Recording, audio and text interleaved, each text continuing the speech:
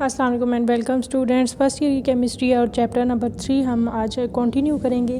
जैसे कि पहले हमने स्टडी किया मैटर के बारे में, यानी हमने स्टेट्स ऑफ मैटर देखी।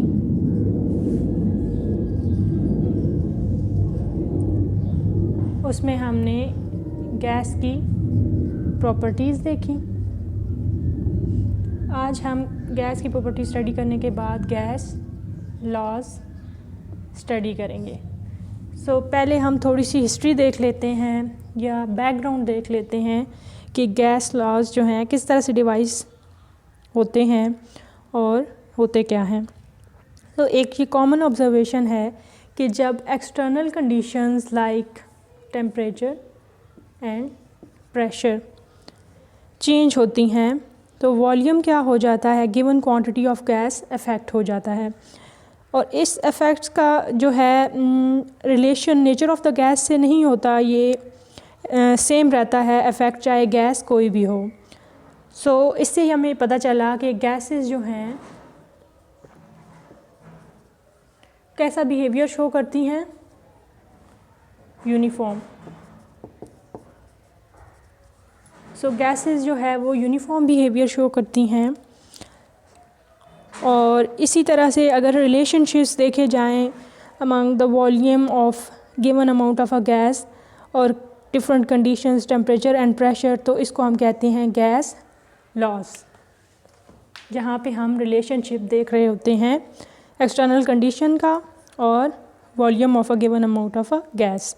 डिफरेंट साइंटिस्ट ने लॉज डिवाइस किए। डिफरेंट साइंटिस्ट ने जो है लॉज डिवाइस किए। वो साइंटिस्ट से लाइक बॉयल्स और उसके अलावा चार्ल्स, ये साइंटिस्ट के नेम हैं। फिर उन्होंने जो लॉज डिवाइस किए वो भी उन्हीं के नामों पे थे। तो इस लेवल पे हम 2-3 तरह के ही गैस लॉ स्टडी करेंगे। आज हम स्टडी करेंगे बॉयल्स लॉ और उसके बाद हम देखेंगे बाकी जो डिफरेंट लॉज हैं। बॉयल्स लॉ किस चीज़ को इंडिकेट करता है, सबसे पहले इसकी स्टेटमेंट हम देख लेते हैं बॉयल्स लॉ की। स्टेटमेंट क्या है, volume of a given mass of a gas, volume of given mass of gas. Volume of a given mass of a gas at constant temperature. यहाँ पे अब एक्सटर्नल कंडीशन क्या होगी, temperature constant T temperature is inversely related or proportional to the pressure applied to the gas, pressure applied to gas. Statement इसकी क्या है कि volume किसी भी given mass of a gas का इन्वर्सली प्रोपोर्शनल होता है प्रेशर के जो अप्लाई हो रहा होता है गैस के, वाइल जो टेम्परेचर होता है वो होता है कांस्टेंट। इसकी अगर हम मैथमेटिकल फॉर्म देखेंगे और फिर एक्सपेरिमेंटल एविडेंस देखेंगे या वेरिफिकेशन देखेंगे तो उससे हमें ज़रा आइडिया हो जाएगा कि ये आखिर है क्या। अगर हम मैथमेटिकल एक्सप्रेशन देखें तो वो है V is directly proportional to 1/P। V is directly proportional but over 1/P, not directly proportional to pressure, यानी कि इन्वर्सली रिलेटेड है क्योंकि 1/P की फॉर्म में। अगर ये डायरेक्टली P की फॉर्म में होता तो हम उसको कहते कि डायरेक्ट रिलेशन है। जब इन्वर्स रिलेशन होता है तो उससे हमें ये पता चलता है कि अगर वॉल्यूम होगा इंक्रीज़ तो प्रेशर हो जाएगा डिक्रीज़, अगर प्रेशर होगा इंक्रीज़ तो वॉल्यूम हो जाएगा, मतलब वाइस वर्सा इनका रिलेशन है आपस में। एक चीज़ काम करने से दूसरी बढ़ेगी, ऐसा नहीं होगा कि एक चीज़ काम करने से दोनों जो मतलब दूसरी चीज़ है उस पर भी सेम इफ़ेक्ट हो। उसके बाद हम देखेंगे बॉयल्स लॉ कर लेते हैं। तो मैथमेटिकल फॉर्म हमने इसकी देखी थी, क्या थी? V directly proportional 1/p। अगर हम इस साइन को हटाएं तो ये हो जाएगा k/p। तो k होता है कांस्टेंट ऑफ प्रोपोर्शनैलिटी।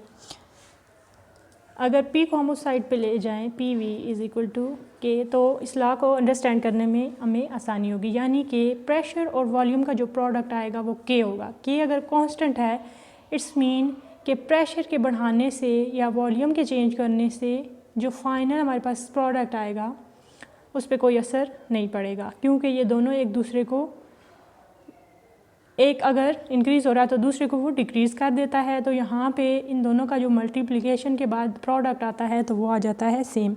अब इसको हम एक्सपेरिमेंटल एविडेंस से, एक्सपेरिमेंटल वेरिफिकेशन से देखेंगे तो हम फर्दर जो है इसको ईज़िली अंडरस्टैंड कर सकेंगे।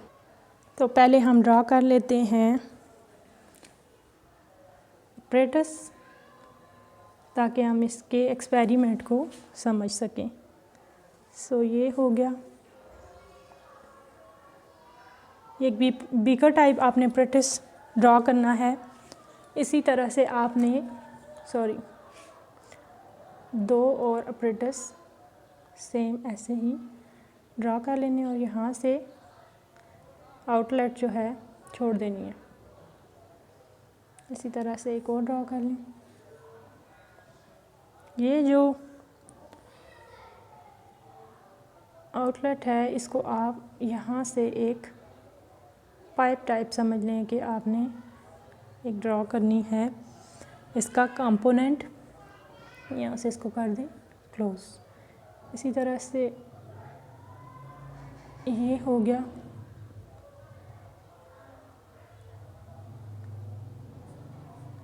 यहाँ से इसी तरह से इसके साथ इसको ड्रॉ कर लेते हैं। अब बात करते हैं कि इन कंटेनर्स में है क्या।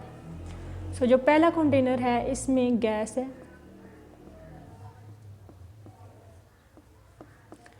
गैस जो है, पूरा कंटेनर जो है गैस से फिलअप हुआ हुआ है। यहाँ पे ये इसका क्लोजेट है और यहाँ पे एक पिस्टन है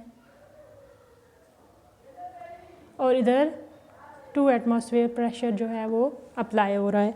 उसके बाद हम ये जो गैस है इसने कितना वॉल्यूम ऑक्यूपाई किया हुआ है 1 dm³ और टेम्परेचर कितना है 25 डिग्री सेल्सियस। उसके बाद हम देख लेते हैं इस बीकर में क्या है। इसमें भी गैस है, बीकर कह लें या कंटेनर या apparatus। तो लेकिन इसका जो ये क्लोजेट है ये डाउनवर्ड्स है उसकी निस्बत, और इसके ऊपर जो पिस्टन है प्रेशर वाले 2 हैं, तो ये इसका प्रेशर हो गया 4 एटमॉस्फेयर। इसी तरह से इसको देखें, इसमें क्या है, तो इसमें भी गैस मॉलिक्यूल्स हैं, ये उससे भी ज़्यादा नीचे हैं और गैस मॉलिक्यूल्स हैं वो ज़्यादा हो चुके हैं क्योंकि अब इनका वॉल्यूम जो है वो कम हो गया। इसी तरह से यहाँ पे भी बहुत कंजस्टेड फॉर्म में मौजूद है। इसी तरह से इसको क्लोजेट को भी ज़रा हाईलाइट कर देते हैं ताकि ये अलग से नज़र आए। और ये इसी तरह से यहाँ पे 1 2 और 3 जो हैं आपने पिस्टन वो ड्रा कर लेने हैं। यहाँ पे फिर अगर एक पिस्टन की वजह से 2 atm और फिर 4 और यहाँ पे हो जाएगा 6 atm प्रेशर। वहाँ पे था हमारे पास वॉल्यूम 1 dm³, यहाँ पे हो जाएगा 1/2 dm³ और यहाँ पे हो जाएगा 1/3 dm³। इसके साथ इस हर एक apparatus के साथ एक मैनोमीटर कनेक्टेड है जो कि प्रेशर ऑफ गैस को डायरेक्टली मेजर करता है। अब हमने एक चीज़ देखनी है कि यहाँ पे प्रेशर हमारे पास है 2 एटमॉस्फेयर और वॉल्यूम। तो हमारे पास बॉयल्स लॉ का जो एक्सप्रेशन था वो क्या था, PV = K।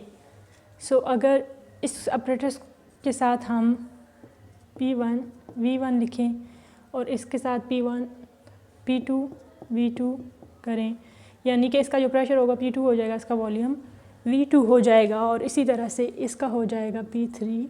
प्रेशर और वॉल्यूम को रिप्रेजेंट करेंगे V3 से, क्योंकि तीनों का प्रेशर और वॉल्यूम डिफरेंट है। अब यहाँ पे हम प्रोडक्ट देखते हैं। प्रेशर का क्या है यहाँ पे 2, उसको मल्टीप्लाई करें हम वॉल्यूम से, तो हमारे पास प्रोडक्ट क्या आ जाएगा 2। तो ये किसकी वैल्यू है K की।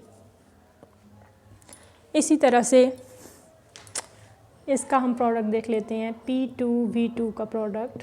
तो प्रेशर क्या है 4 मल्टीप्लाई बाय 1/2, तो 2 2s are 4, 2 1s are 2। तो ये हो गया, ये किसकी वैल्यू हो गई K की। सेम अगर यहाँ पे हम देखें P3 V3 की केस में, तो हमारे पास आ जाएगा 6 atmosphere P3 multiply by 1/3 V3, तो ये आ जाएगा 2। तो अगर हम यहाँ पे कंपेयर करें K की वैल्यू को, तो तीनों की आ चुकी है सेम वैल्यू। सो हैंस यहाँ पे प्रूफ होता है बॉयज़ लॉ, जो कि उसने कहा था कि अगर हम वॉल्यूम और प्रेशर का रिलेशन देखते हैं और हम रखते हैं टेम्परेचर कांस्टेंट। अब टेम्परेचर है यहाँ पे 25 डिग्री सेल्सियस, इस तरह से यहाँ पे 25 डिग्री सेल्सियस है और यहाँ पे 25 डिग्री सेल्सियस। टेम्परेचर हो गया कांस्टेंट। अब हमने देखना है कि टेम्परेचर जब कांस्टेंट रखा जाए तो PV का प्रोडक्ट जो है वो कांस्टेंट आना चाहिए, यानी कि सेम आंसर आना चाहिए। तो यहाँ पे हमने डिफरेंट प्रेशर और डिफरेंट वॉल्यूम की वैल्यू को जब मल्टीप्लाई किया, तो हमने देखा कि हमारे पास प्रोडक्ट जो था K की जो वैल्यू थी वो आई है सेम। सो ये था आज का लेक्चर, ये था पार्ट 1 गैस लॉज का। फर्दर हम जो गैस लॉज हैं उनके डिफरेंट पार्ट्स हम स्टडी करेंगे। अगर आपको कोई क्वेश्चंस हो तो आप कमेंट सेक्शन में पूछ सकते हैं, और चैनल को सब्सक्राइब करें ताकि आने वाली तमाम नए वीडियो आपको मिलती रहें। बेल आइकन को क्लिक करें ताकि नोटिफिकेशंस आपको टाइम पर मौसूल हों। Thanks for watching the video.